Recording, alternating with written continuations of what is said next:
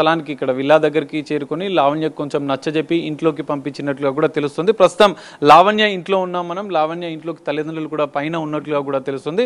ప్రస్తుతం లావణ్యతో మాట్లాడడం అసలు ఎట్లాంటి నిన్న ఉద్రిక్తతల అనంతరం ఎలాంటి పరిణామాలు ఉన్నాయి, ఈ విల్లాకు సంబంధించిన ఇంటి విషయంలో కూడా అనేక వివాదాలు వస్తున్న నేపథ్యంలో ఒక క్లారిటీ తీసుకునే ప్రయత్నం చేద్దాం. లావణ్య గారు చెప్పండి, ఇప్పటి వరకు ఒక రకమైనటువంటి వివాదం జరిగింది. రాస్తావును మీరు పెళ్లి చేసుకున్నారు, తర్వాత అంటే కేసులు నమోదైనాయి, అనంత కొన్ని వివాదాలు. కానీ ఇప్పుడు మెయిన్గా ఈ ఇంటి గురించి వివాదం జరుగుతుంది. ఇప్పుడు ఏం చెప్తారు మీరు? నిన్న ఎవరో లోపలికి రమ్మంటే రానివ్వడం కాదు, అందరూ వెళ్ళిపోయిన తర్వాత మాకు మాట్లాడుకోవడానికి స్పేస్ వచ్చింది. నాకెంత కాదన్నా ఇప్పుడు కొట్లాడుకున్న ఏదున్నా ఎంత కాదన్నా నాకు తల్లిదండ్రుల్లాగే అత్తమామే వెళ్ళి మాట్లాడేసుకున్నాము. మాకు 5 నిమిషాలు పట్టలేదు నార్మల్ అవ్వడానికి. హూ నోస్ ఇదంతా మేబీ మాకు మంచి అవ్వడానికి జరుగుతుందేమో, లేకపోతే రాజే రావచ్చేమో. ఇప్పుడు ఎలాగైతే వాళ్ళు వచ్చి రావడానికి హక్కు ఉంది అన్నారు, కోర్టులో కేసు ఉండగా అన్నారంటే ఇప్పుడు రాస్తారుని ఎక్కడున్నాడో అక్కడికి వెళ్ళిపోవచ్చు అనే కదా అర్థం. నేను కూడా విడిపోలేదు కదా. సో ఇప్పుడు కూడా నేను రాస్తారుని ఎక్కడ షూటింగ్ జరుగుతుందో చిన్నోడా నేను వస్తాను నాన్న, నేను కూడా చూసి మిస్ అవుతున్నాను. వాళ్ళు ఎలా ప్రాపర్టీ మీద మా ఇల్లు అని వస్తున్నారో మరి నేను అనుకుని నమ్మినా నేను రావచ్చు అనడానికి నా అత్తమామలు నాకు అంగీకారం ఇచ్చినట్టే కదా. నా అత్తమామలు నా ఇంట్లోనే ఉన్నారు హ్యాపీగా. వాళ్ళని నేను రావద్దు అనడానికి ఎలా అయితే వాళ్ళకి హక్కు ఉందని ప్రపంచం అంతా చెప్తుందో, నన్ను పంపించడానికి కూడా హక్కు వాళ్ళకి లేదు అన్నది కూడా ఉంది కదండి. దానికి నేను ఈ రోజున చట్టానికి మన మీడియాకి నేను థ్యాంక్స్ చెప్పుకుంటున్నాను. ఇక్కడ ఎవరిని రావద్దు అనడానికి లేదు. రాస్తారని కూడా వస్తాడేమో, మేబీ రావడానికి ఇవన్నీ సంకేతాలేమో. నేను పాజిటివ్గానే తీసుకుంటాను. కానీ నిన్న జరిగిన దాడికి మాత్రం ఇలా జరగకూడదు అని కోరుకుంటున్నాను. ఇందులో రాస్తారని ఉన్నాడా, వీళ్ళ పేరెంట్సే ఆ మనుషుల్ని తీసుకొచ్చారా, లేదా వేరే వాళ్ళు పంపించారా అన్నది ఇప్పుడు మేము కంప్లైంట్ ఇవ్వడానికి వెళ్తున్నాము. పోలీస్ ఇన్వెస్టిగేషన్లోనే తెలుస్తుంది. కానీ ఇప్పటికే ఈ ఇంటికి సంబంధించిన విషయంలో కొన్నప్పుడు కానీ మీరు సపోర్ట్ చేసినట్లుగా మీరు మొదటి నుంచి చెప్తున్నారు. మీ ఫాదర్ కూడా కొంచెం ఆర్థిక సహకారం చేశారు. మొదటి నుంచి కెరీర్ విషయంలో కూడా రాస్తారనుకో సపోర్ట్ చేశాను. అదేవిధంగా ఈ విల్లా కొన్నప్పుడు కూడా మీరు సహకరించారని చెప్తున్నారు. మరి ఇప్పుడు మీకు పూర్తిగా హక్కు లేదు, అసలు నాకు కూడలే కాదని చెప్పి ఇప్పుడు రాస్తారని తల్లిదండ్రులు చెప్తున్నారు. దీన్ని ఎట్లా చూస్తారు మీరు? కూడలే కాదు అన్నప్పుడు మరి ఇప్పుడు ఎందుకు ఉన్నారు వాళ్ళు ఇక్కడ? ఎందుకు అడిగి లోపలికి ఇది వచ్చారు? టెనెంట్గా ఉన్నానా మరి నేను? లావణ్య మా ఇంట్లో టెనెంట్గా ఉంది అని చెప్పమనండి, పోనీ అగ్రిమెంట్ పేపర్స్ చూపించమనండి. నేను పోలీస్ కంప్లైంట్ ఇచ్చాను. మరి అదే పేరెంట్స్ పిల్లల్ని కానీ మాకు ఆశీర్వదించమని ఎందుకన్నారు? 2014లో పెళ్ళైతే 2019లో కూడా మమ్మల్ని ఆశీర్వదించారు, 2021లో కూడా ఆశీర్వదించారు పిల్లల్ని కనమని. ఫ్యామిలీ గొడవలు అన్నవి ఇప్పుడు నేను ఈ ప్రాపర్టీ కొన్నాను, ప్రాపర్టీ మీద అండి, విలువల మీద ప్రేమ తెలుస్తుంది, విలువల మీద. ఇంకా నేను అది వాళ్ళ సమగ్రతకే వదిలేస్తున్నాను. కాకపోతే నాకు వాళ్ళంటే కూడా రెస్పెక్ట్ ఉంది. ఇప్పుడు వస్తువు గురించే అయితే ఇది నా ఇల్లు, అతని ఇల్లు కూడా కాదు, మాది అంతే. నాది రాజ్ది. రాస్తాను పేరెంట్స్ది కూడా కాదు. అతని పేరెంట్స్గా వాళ్ళకి హక్కు ఉండొచ్చేమో, నా పేరెంట్స్గా మా వాళ్ళు వచ్చిపోవచ్చేమో. అంతేకాని మేము జీవనం సాగించిన తర్వాత మేమంటూ ఎంచుకున్న జర్నీలో వచ్చిన ఇల్లు ఇది. రాస్తారుని పేరెంట్స్ ఇదిగో నువ్వు ₹1 ఇస్తున్నాను వెళ్ళి కొనుక్కో అని వాళ్ళ నానిచ్చింది కాదు, రాస్తారుంది కూడా కాదు. అతను ఎలా అయితే కష్టపడి కొన్నాడు అని బయటకెళ్ళి అతను కష్టపడ్డాడు ప్యాషన్ పైన, నేను ఇంట్లో ఉండి బాధ్యతగా నా బాధ్యతలు వ్యవహరిస్తూ నేనున్నాను. సో ఇద్దరిదే అవుతుంది. లేదు ఒక్కరిదే అవుతుందంటే మరి ఇప్పుడు శేఖర్ భాష చట్టం కోసం ఫైట్ చేస్తున్నట్టు ఇంకా ఇంట్లో ఏ ఆడదానికి ఏ హక్కు లేదు, ఓన్లీ మగవాడికే హక్కు, లేదా ఇంటి పేరు ఎవరి మీద ఉంటుందో వాళ్ళకే హక్కు, ఇంట్లో ఆడవాళ్ళంతా బయటకు వెళ్ళండి అని చెప్పమనండి. మరి అందరితో పాటు నేను వెళ్తాను. లావణ్యకు ఒక్కదానికే స్పెషల్ చట్టం అంటే నేను ఒప్పుకోను. సో దీనిపైన ఇప్పటికే మీరు పోలీసులకు ఫిర్యాదు చేస్తామని చెప్తున్నారు. కానీ తల్లిదండ్రులు ఇప్పుడు లోపలికి మీరు తీసుకొచ్చారు నిన్న పోలీసుల సమక్షంలో. మరి ఇప్పుడు కలిసి ఉంటారా? అంత పాజిటివ్ అవుతుంది అనుకుంటున్నారా? ఈ వివాదానికి ఎండు పడుతుంది అనుకుంటున్నారా? ఏం చేయబోతున్నారు నెక్స్ట్ మీరు? నేను ఇంకా వేరే లీగల్ ఆన్గోయింగ్ కేసెస్ ఉన్నాయండి. మస్తాన్ పైన కేసు అయిన తర్వాత రాజ్తరుణ్కి మీడియా ముఖంగానే క్షమాపణ చెప్పడం జరిగింది. కాలు పట్టుకొని క్షమాపణ చెప్తున్నాను, ఎందుకంటే థింకింగ్ దట్ అతను నార్మల్ పని చేసుకుంటాడని వాళ్ళ పేరెంట్స్కి కూడా చెప్పడం జరిగింది. మా నంబర్స్ బ్లాక్ చేసినప్పటికీ మ్యూచువల్ ఫ్రెండ్స్తో, సినిమా సెలబ్రిటీస్తో కూడా కబురు పంపించాము, అడ్వకేట్స్తో కూడా, ప్లీజ్ రాజీ పడిపోదాము, వెనక్కి వచ్చేయండి అని. నేను ఆలోచించుకొని చెప్తానమ్మా అన్నారు అంకుల్. నేను మీకు కాల్ రికార్డింగ్ కూడా పంపిస్తాను. ఆలోచించుకొని చెప్తాను అన్న మనిషి వాళ్ళు ఒక 25 days అవుతుంది, 25 days ఎగో.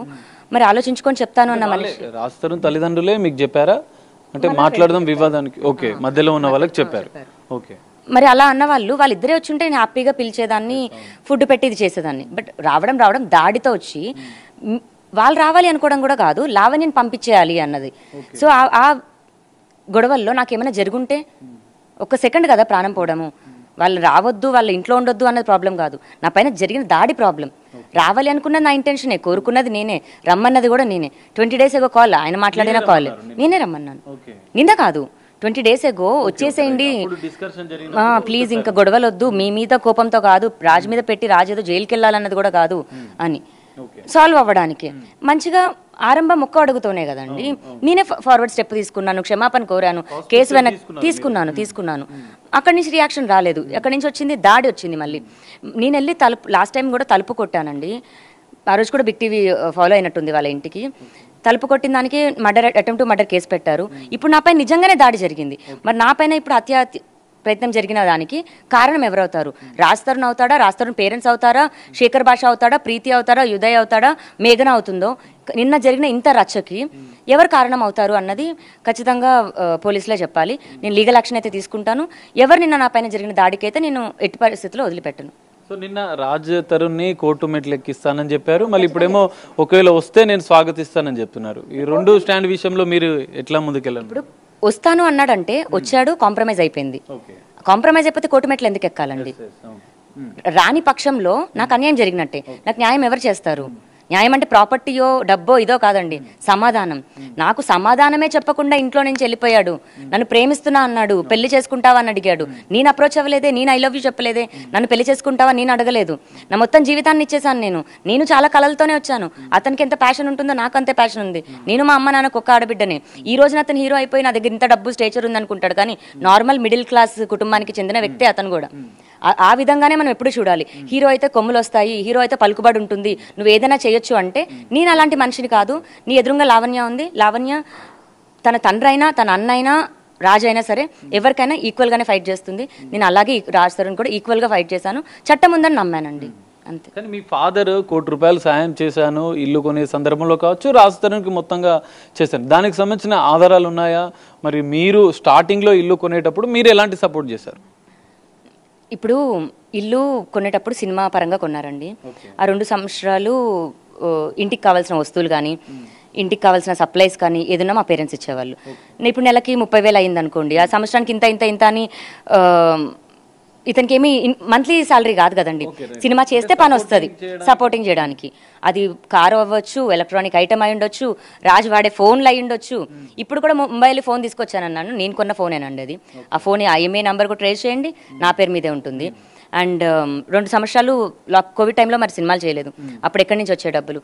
మా పేరెంట్స్కి ఉన్న దాంట్లో అంటే కట్నం పరంగా ఇగో నీకు 50 లక్షలు ఇచ్చి కూతుర్ని పెడుతున్నాం అనకపోయినా మాకు అవసరం ఉన్నప్పుడు ఇచ్చింది వాళ్ళే.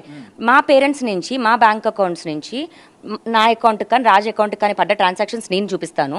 రాజ్ తరుణ్ పేరెంట్స్ నుంచి రాజుకి పడ్డ అకౌంట్స్ రాజుని చూపించమనండి. ఇక్కడ ఎవరికి సపోర్ట్ చేసుకుంటా వచ్చారు అన్న తెలుస్తుంది. రాజు వాడే ఒక షర్ట్ దగ్గర నుంచి కూడా ఫస్ట్ షర్ట్ బ్రాండెడ్ కొనిచ్చింది నేను. అతను సైమా అవార్డ్స్కి వెళ్తున్నాడు అన్న దగ్గర ఫస్ట్ ఇంటర్నేషనల్ ట్రిప్ తీసుకెళ్ళింది నేను. అతను ప్రతి కళ్ళని అతనిలో చూసుకున్న మనిషిని నేను. అతని కెరియర్ అమ్మాయిల వెనక పడి పోగొట్టుకున్నది అతను. లావణ్య తప్పుడుదైతే, లావణ్య డ్రగ్స్ దాంట్లో ఉంటే ఇతనికి 11 ఏళ్ళు పట్టిందండి నా డ్రగ్ వ్యవహారం బస్ చేయడానికి. నన్ను వదిలించుకోవాలన్న ప్రాసెస్లో మస్తాన్ సాయితో కుమ్మక్కై మస్తాన్ సాయితో ఇది చేశాడా, లేదా మస్తాన్ సాయితో అలా జరిగిన తర్వాత అతనికి ఒక అవకాశం దొరికి నన్ను ఎంకరేజ్ చేశాడా అన్నది కూడా నేను ఫైట్ చేస్తాను. అందులో రాజ్ తరుణ్ తప్పున్నా రాజ్ తరుణ్కి శిక్ష పడాలి. మస్తాన్ సాయి ఆల్రెడీ కూడా అనుభవిస్తున్నాడు. మస్తాన్ సాయి తప్పు లేకపోతే at the same time Mastan సాయిది కూడా ఇదవుతుంది. అంటే అతను చేసిన క్రైమ్స్ కాదు, నా విషయంలో నన్ను ఎందుకు ఇలా ఇబ్బంది పెట్టాల్సి వచ్చింది అన్న దాంట్లోని రాజ్ తరుణ్ హస్తం ఎంత ఉంది అన్నదాన్ని కూడా నేను లోతుగా వెళ్తాను. సో రాజ్ తరుణ్కి కొంత సపోర్ట్, ఇటు శేఖర్ భాష కావచ్చు, ప్రీతి కావచ్చు, వీళ్ళందరూ సపోర్ట్ చేస్తూ ఇప్పటి వరకు ఉన్నారు. కానీ ఇప్పుడు ఇల్లు విషయంలో కూడా వాళ్ళంతా వచ్చి మిమ్మల్ని, అంటే మీరు ఒంటరిగా నిన్న ఫైట్ చేయడం, అక్కడ వాళ్ళు మాత్రం సపోర్టింగ్గా వచ్చి ఉండడం, రాజ్ తరుణ్కి సపోర్టింగ్, దీన్ని ఎట్లా చూస్తారు? ఇంకా మీరు అంటే అదే హీరో రాజ్ తరుణ్ వీళ్ళందరికంటే ముందు నాకు కూడా అంతే కదండి. నేను అలా ఉండలేక ఫైట్ చేస్తున్నాను కాబట్టి వాళ్ళకి తగిలారా ఏంటి? ఇప్పుడు అదే స్టేచరో డబ్బులో లావణ్య దగ్గర ఉంటే ఖచ్చితంగా లావణ్య దగ్గరే ఉంటారు. అదే రాజ్ తరుణ్ ఏం లేకుండా జీరో అయ్యి మా అన్న అన్నమనండి, నా ఫ్రెండ్ అన్నమనండి, అదే శేఖర్ భాషను కూడా నార్మల్ వ్యక్తి రాజ్ తరుణ్ అయితే వచ్చి సపోర్ట్ చేయమనండి. ఖచ్చితంగా అది కాదు, డబ్బుల కోసం అండ్ ఫేమ్ కోసం. అండ్ రాజ్ తరుణ్కి చేస్తే 10 మంది వస్తారు ఫ్యాన్స్ కానీ ఎవరైనా సరే. కానీ లావణ్య ఇప్పుడు సింగిలే, ఎప్పుడు ఒంటరిగానే పోరాడుతుంది. కానీ రాజ్ తరుణ్ రియాలిటీ కూడా బయటకు వస్తే అదే ఫ్యాన్స్ కూడా కుటుంబాలు ఉంటాయి, అదే ఫ్యాన్స్ కూడా ఒక ఆడపిల్ల ఇంట్లో ఉంటుంది. అసలు నిజమైతే ఎన్ని రోజులు ఎన్ని రోజులు బయటికి రాకుండా అయితే ఉండదు కదండి, ఖచ్చితంగా బయటకు వస్తుంది. అండ్ చట్టం ఉంది. ఇప్పుడు మన శేఖర్ భాష కూడా నేను మగజాత ఆనిముత్యాన్ని నేను చట్టంలో మగజాతి హీ టీమ్స్ అన్నది రావాలి అని చట్టం మీద పోరాడే అతను ఇంటి మీద దాడికి పంపించడం ఎంతవరకు కరెక్ట్? ఇంటి ముందు ధర్నా కూర్చోవడం ఎంతవరకు కరెక్ట్? మా కమ్యూనిటీ బయట అంటే ఇప్పుడు అతని ఇంటికి నేను వెళ్ళొచ్చు అని నాకు యాక్సెస్ ఇస్తున్నాడు అతను. వెళ్ళొచ్చు అని చెప్పమనంటే ఇప్పుడే వెళ్దాం, నేను మా ఇంటికి వచ్చి ఏం మాట్లాడావని ఇప్పుడే అడుగుదాం, నేను 10 మందిని తీసుకొస్తాను. అది కాదు పద్ధతి. మనుషులుగా మనం బతికే పద్ధతి కూడా అది కాదు. ఒక్కదాన్ని చేసి అంత టార్గెట్ చేశారు. ప్రీతి అరుచుకుంటూ ఆ చప్పట్లు కొట్టుకుంటూ ఆడపిల్ల బిహేవ్ చేసినట్టు కూడా చేయలేదు. మరి లావణ్య పడితే కోపం అన్న రోజున, ప్రీతి అంత చేసిన రోజున ఏ ఒక్కరు మాట్లాడాల? మీడియా అందరి మీదకి వెళ్ళిపోయింది. మా కమ్యూనిటీలో మా సెక్రటరీ గారి మీదకి వెళ్ళిపోయింది. ఎంత రచ్చ చేశారు మా కమ్యూనిటీలోకి వచ్చి. అంటే మేము యాక్సెస్ ఇచ్చి ఇది చేసామా? గేట్ దగ్గర చెప్పాము, అటు రాస్తారు యాక్సెస్ ఇచ్చి పంపించాడు. నేను మీకు కాల్ కూడా చూపిస్తాను. మేనేజర్ ఫోన్ చేసి